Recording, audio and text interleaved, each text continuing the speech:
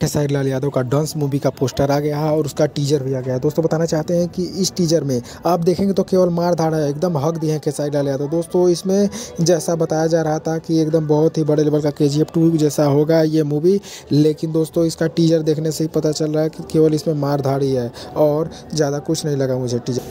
Teaser देखने से सिर्फ यही पता चल रहा है कि इसमें केवल और केवल बस एक्शन ही है। दोस्तों बताना चाहते हैं कि इसको देखिए 7 घंटे पहले रिलीज़ किया गया था, 30वें नंबर पर ट्रेंड कर रहा है और 3,57,000 व्यूज़ हैं और 55,000 लाइक्स हैं।